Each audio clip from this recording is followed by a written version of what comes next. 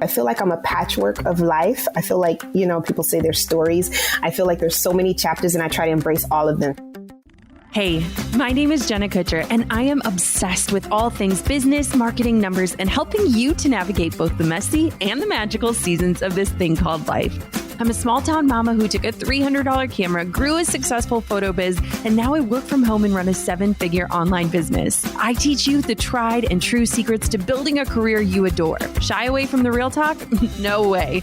Money, hardship, growth, loss, and marketing are all topics we discuss here. Think of this as your one-stop shop for happy hour with a gal pal mixed with business school. Pull up a seat, make sure you're cozy, and get ready to be challenged and encouraged while you learn. This is the Goal Digger Podcast. I said that I would be amplifying the voices. Here are some of the women previously featured on the podcast who are experts in their fields. Please re-engage with them and their content. To see more of our past guests and learn from their expertise, please visit jennakutcherblog.com/amplify. I'm Alex. Alex, it's weird talking in third person. Okay, I'm gonna stop. I am born and raised in Southern California. I have been a plus size model for the last 9 years, and that has been the most wonderful journey. It's been extremely eye-opening, and I feel like I kind of, became an adult and learned how to, run my own business and become my own woman and my own brand. And it's been scary. So I've been modeling for those 9 years, and it all started, I was plus size in high school, and I was shopping online for clothes because I couldn't actually find any jeans in my area that, fit me. So I'm shopping online on torrid.com, and I found myself looking at these women instead of looking at the clothes, and I was like flabbergasted. I was like, who are these girls that look like me? They are beautiful. They are stunning. Who are they? And so I just did a bunch of research, and, I learned about plus size modeling. I didn't know anything about it. I actually reached out to Torrid on their website. This doesn't work anymore. So if you're trying to get into plus size modeling now, don't do this. But basically, I just emailed Torrid with some Facebook photos. That's amazing. Like just literally my Facebook profile photo, and was like, how can I model for you? I heard nothing for 2 months. And then I got an email back from the head photographer, and she was saying, we're starting to introduce some new girls. Come in for a go-see. I didn't know what that was. I had to look it up. It's basically a casting. Watch America's Next Top Model, Yes, watch America's Next Top Model, and you will definitely learn all about go-sees. And I went in and I took a few photos and met the team. And again, didn't hear anything back for like 2 months. And I was like, oh no, it's not working. But they finally called me in, and I had my first shoot for Torrid, and it was awesome. I shot with them for about a year, and then they said that they wanted to work with agency models only. And so I was like, how do I get an agency? And so I just basically, as the years went by, I had to learn different things and just did my research and ended up signing with an agency for 4 years. And I just left them about a year ago, and now I'm on my own. And I've been having a blast repping myself. How has that been? Like, that's a huge transition, and just representing yourself and finding that confidence to pitch yourself and all of that. Has that been a big change? It has been, for sure. I think social media has kind of changed what roles I can take. I can be the model, but I also have this great platform on social media that I love. I love all of the amazing people who follow me, and I get to share with them about plus size clothing or beauty products or whatever it may be. And I can work directly with the client. So I haven't really needed my agent as much. So I left, and now I negotiate contracts, had to learn how to do that. And I, figured out how to make a business and run a business on my own with a lot of help from people who are doing it before me. It's incredible. So the reason why, and when I reached out to you, I was just so excited about this, is one of the things that I value so much about your social media is that it just feels welcoming. Like, all are welcome to show up. There's a seat at the table laid by you, Alex. What has it been like? Like, has that been an intentional piece of your strategy? Has it just been who you are? What does that kind of look like for you? So that has absolutely been intentional. Okay, little backtrack. As a plus size model, I'm a little bit bigger than the average model. And so I was always fighting to be included in campaigns and on websites and whatever, because I was a few sizes bigger. And I'm trying to make a space for all women of all sizes to feel represented in the fashion industry. So that was kind of my vision when I took, when I take that vision over to Instagram, and I want it to be a space where all women feel represented, heard, loved, accepted. I definitely don't think beauty standards are a real thing. I don't think that anyone should be restricted because of their size, because of the color of their skin or their ability of their body, I feel like they shouldn't be restricted in the industry. And so when I go to post, when I go to talk to the people who are following me on my social media, that is my message. And so when I'm talking about that, people feel heard, people feel validated. And I've been able to grow a really beautiful community because people know they can come to my page and I'm here fighting for you to be seen and to be, wrapped in the media. So it's been cool. As an Enneagram 4, I naturally compare always, because as a 4, if any of you are familiar with the Enneagram, 4s think that they are inherently flawed. And so that is like a constant battle that we encounter every single day, personally and professionally.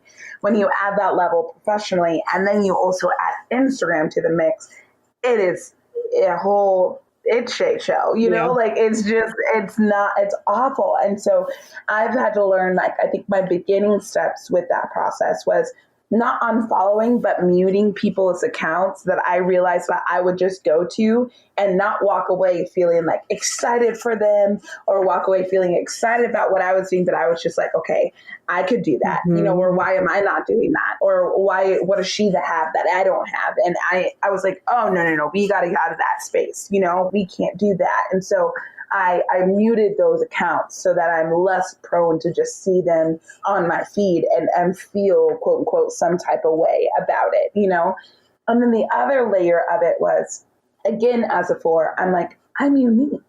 I'm an individual. So at the end of the day, it really doesn't matter that someone else is doing the exact same thing that I want to do, because at the core of how I'm going to do it and how I'm going to execute is not going to be how anyone else has the ability to execute and the ability to do it. So then it turned into not this cockiness, but this fullness of understanding of the way I sit at the table and the things I bring to the table are not going to be the things that someone across from me sits at the table or brings to the table. What's the whole point of a potluck, right? Is that there's a whole bunch of stuff there. Do they go together? Sometimes. Do they not go together? A lot of times, But at the same time, that's what people are bringing to the table. And I think so much of this professionalism and this creative life and even just personal comparison that we have is because we're so associated and we're so fixated on what someone else is bringing to the table. Therefore, what are we doing at the same time? We're showing up empty, right? Because we're so focused and we're so fixated on what they're bringing to the table that we forget our house, or we forget it in the car or whatever, or however that alliteration wants to fall. And so I think for me, I realized I can't keep showing up empty-handed just because comparison has tried to stifle what I know I can bring to the table.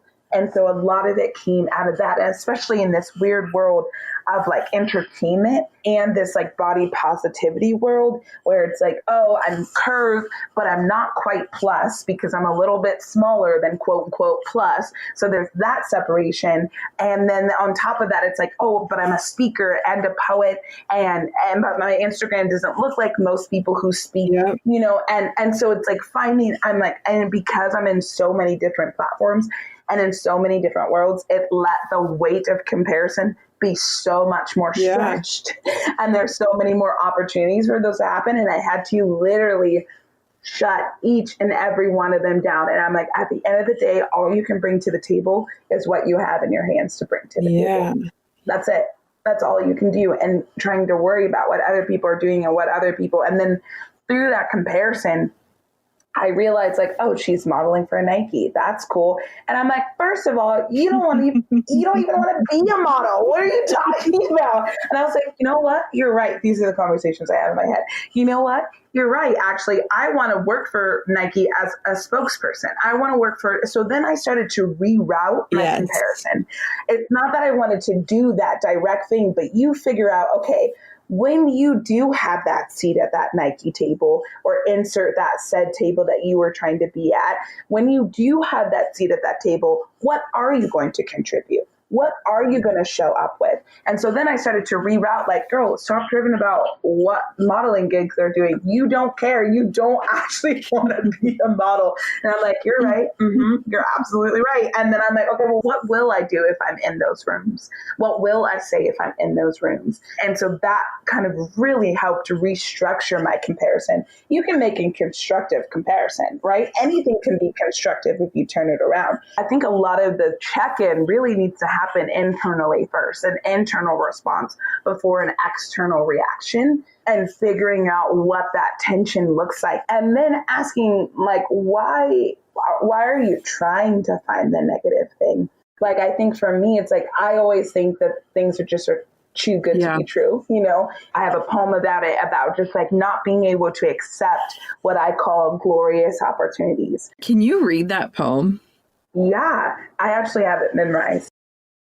I've grown familiar with the feeling of holding out my hands with both the expectation and the grief that I will pull them away empty, of making a catastrophe in every moment, that instead of shooting stars, atomic bombs will come crashing in their place, so afraid that the solar eclipse only ever means darkness, and not realize that the light always comes first. I once attended a retreat where they asked us if the glass was half empty or half full. I said both, but it doesn't matter because it's not my glass to begin with.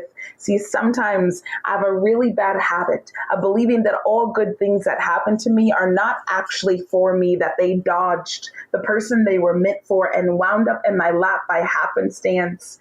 She said, so what does that mean you need to learn to accept? I said, I guess that means I need to learn that I am deserving of glorious opportunities. I am deserving of glorious opportunities. She said, now say it with your hands out like you're receiving. I am deserving of glorious opportunities. I stood there with my hands out and tears falling down my face. See, I am strangely aware of the fact that I am both human and flawed, that the mediocrity of my humanity often shadows the still hint of sparkle in my dust, that yes, even though I am human and grace-filled, I am swimming with purpose, that there is nothing happenstance about the things that happen to me, that my life is swimming with intention, even when I think it is not. You see, I want to be aware of more shooting stars than atomic bombs these days, to watch glorious opportunities bounce off my palms like raindrops, find them marvelous, even if they disappear, because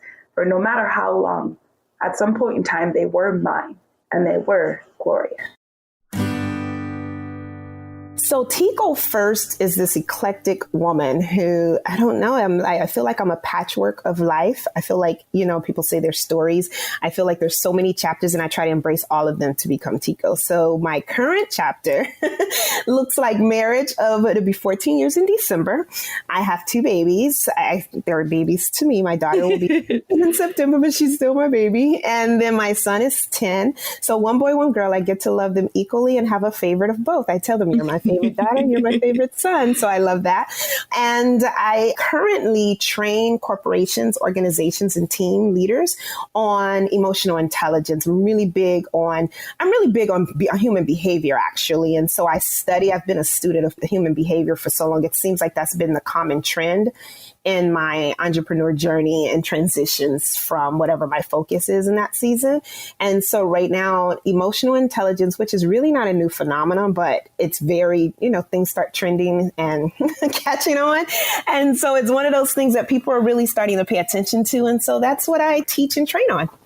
I love that when trends line up with our visions and you're like, yes. Like right now, big eyebrows are in. And I'm like, I have only waited 31 years for eyebrows to be back. To be back. You're so right. Be back. That's how I feel about my bald head, Jenna. It's like I've been doing this since I was 18. I'm 43 now.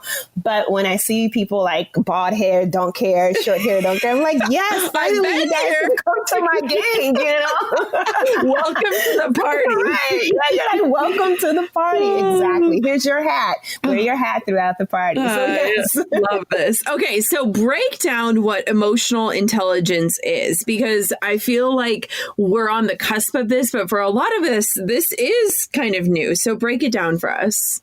It is. And so emotional intelligence is interesting. Can I tell you what it's not? Yes. I don't know. I would just love starting with what it's not first, because I think people have in their minds, I believe with information so readily at our fingertips, people have already made up their mind that they know something or everything, right? Yep. And so I'm always like, what is it not first? Let's start with that. So what emotional intelligence is not, it's not this excuse to be emotional, and I'm doing open air quotes, to be these emotional beings that's just spewing off whatever you feel.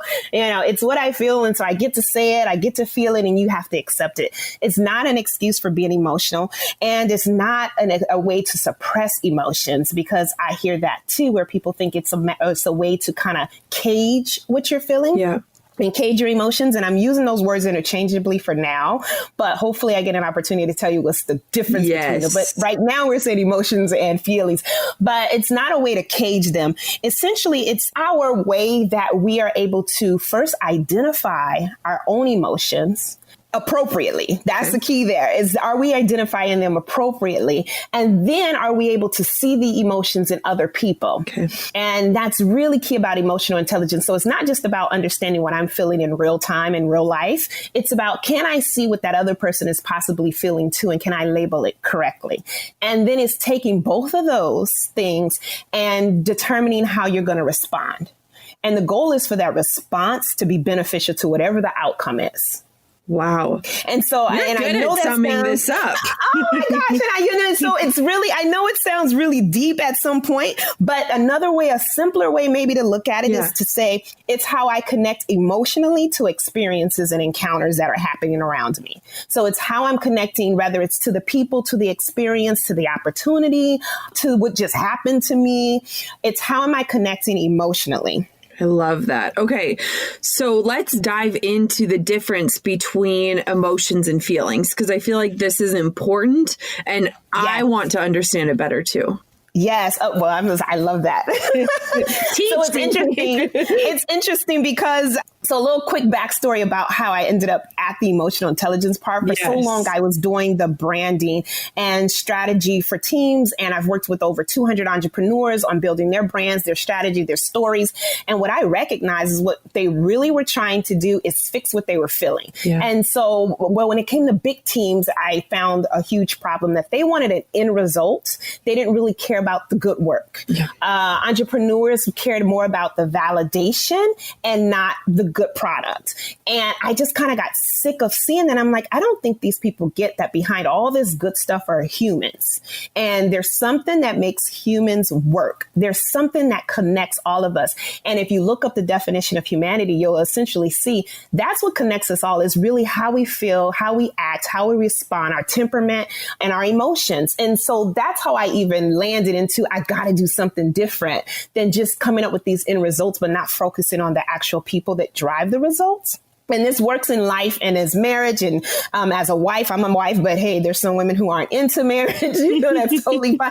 But whatever it is for your success story, at the end, there's a human that has to drive it. And so, and we're made up of of emotions and feelings, excuse me. So we're made up of human. I keep saying we are made up of humans, okay? But humans are made up of emotions and feelings. And so the important thing is to know, how do they differ? And so that's what we, of course, will talk about. So there was once a little girl named Brandis. No, I am Brandis Daniel, and I think like over everything, I'm a Southern girl. I'm from Memphis, Tennessee. Live in New York now. Been in New York for, I think, 13 or 14 years. I'm losing track of time. But I love New York City, but the South is really in my heart. I love most of the Southern ways. And I started a company, Harlem's Fashion Row, when I moved to New York, about 2 years after I moved to New York. And that has been probably one of the best decisions I've ever made in my entire life. Through that company, I found my calling, my purpose, and it's been just this incredible journey of super highs and super lows. But the thing that has really kept me on this journey is always remembering my why. And for me, that is to increase the number of multicultural designers within the fashion industry. Right now, the numbers are dismal. Mm-hmm. And so it's really been my call to do something about that so that the next generation won't look around and there's only, 5 African American and Latina designers that are in major stores or that are in the market in a major way. I think sometimes it's great when you don't see the whole picture, and I didn't see the entire picture. So I was actually working as a production manager for an intimate apparel company, and I worked in the Victoria's Secret account. Okay. I really liked my job quite a bit, got a chance to travel internationally a lot, and really fell in love with Asia. So I liked my job. I love what I was doing, but I didn't feel like I was fulfilling my purpose. And so I went to a fashion show in Brooklyn. I was living in Harlem at the time. And I'm at that show and a thought just hit me, Brandis, you should do this in Harlem. And I had been in Harlem for a couple years and I had never seen a fashion show done in a way that I felt could compete with New York Fashion Week. Mm-hmm. And so I just started planning. One of the things that I had done right at the moment was I thought I wanted to own a boutique. So I was volunteering at a boutique, a really nice, amazing luxury boutique in Harlem at the time. And so the owner was the first person I asked to be in this fashion show. And he said yes. And so I was kind of able to leverage that one brand to get the other ones to come on board after asking them about 5 to 10 times. But that was really the start of it. And then while I was planning it, I was kind of journaling the entire time. And I knew that this was bigger than just a fashion show. And I knew that it was bigger than Brandis. And I was like, I don't understand what this is, but I don't know if I've ever felt so passionate about anything in my entire life. And I think when you have a thought or an idea or something that comes into your heart that you feel really pulled to do, you don't always see the full picture, but you just have to kind of follow that because it'll be like sometimes it's not meant for you to see the full picture. Because if I had seen the full picture, it would have scared the crap out of me. I was going to say, sometimes if you can see what you were getting into, you probably wouldn't have gotten into it. Exactly. I had never planned an event from start to finish, ever. But I knew what it was like to execute. Like I come from a family of go-getters. And so I kind of knew like the parts and pieces that I would need to make this happen. I had been a part of planning fashion shows, but I had never done one myself. Mm-hmm. And I would everybody I would see that I thought could add value to this experience, I would share my vision. They would hear my passion. And I would say, I don't have any money, but I understand that this is going to be a huge idea. If you could just feel that and trust that, please come on board and help me make this happen. And so I had a team of about 20 volunteers for that first event. Wow. Strangers. All of these people were strangers that I didn't know. Oh, I think that says so much about your personality. That is amazing. So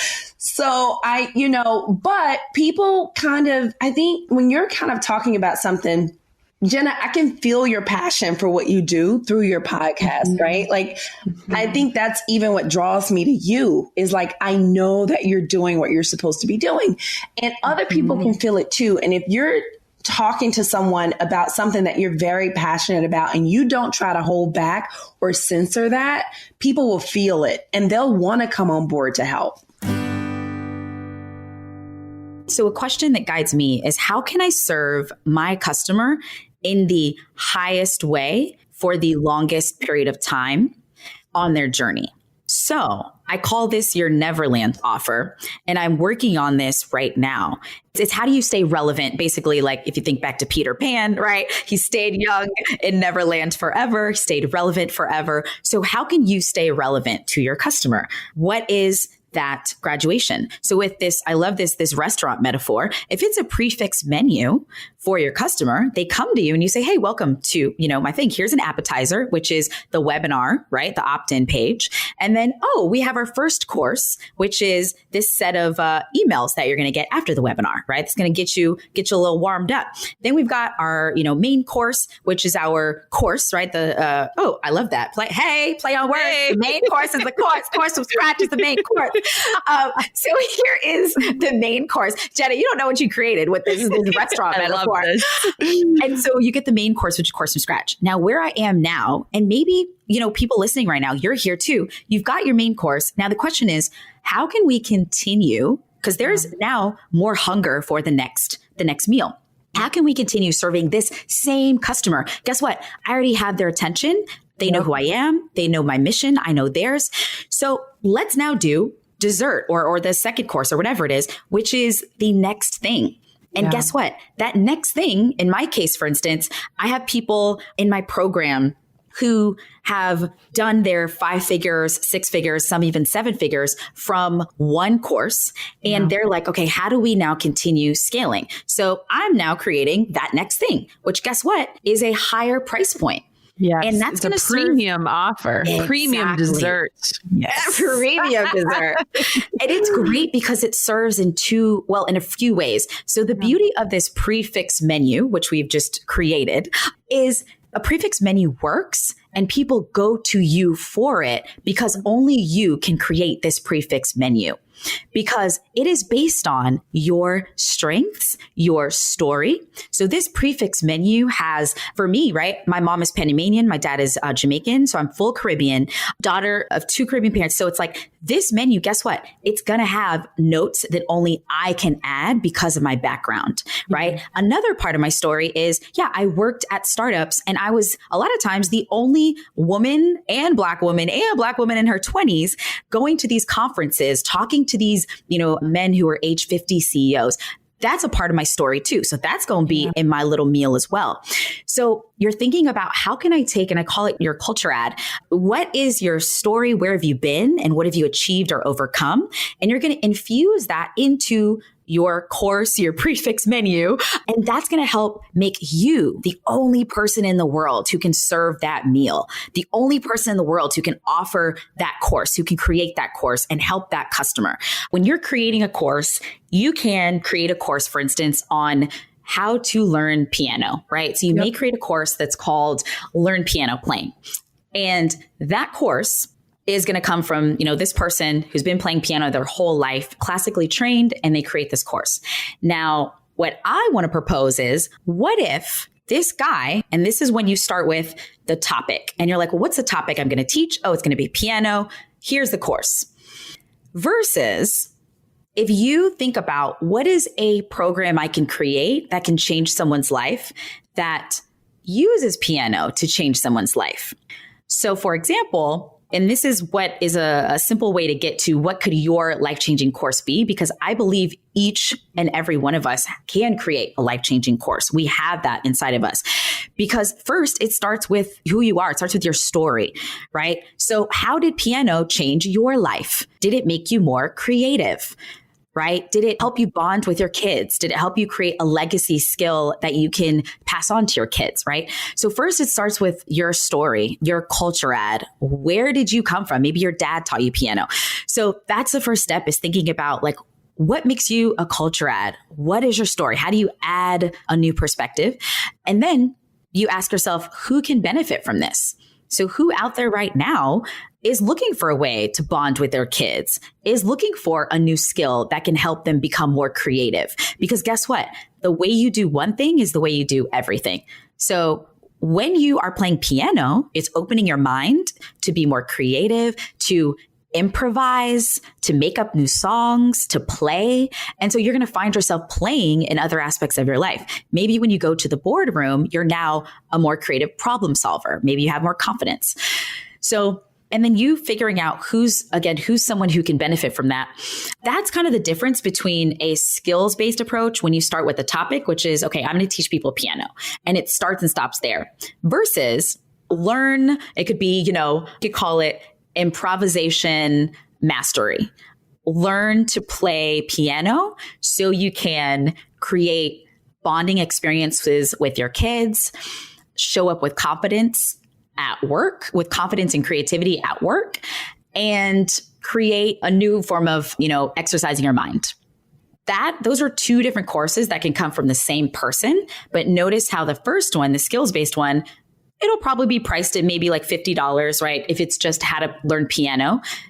However, if you ask yourself, how can I take this skill and help someone change their life with it?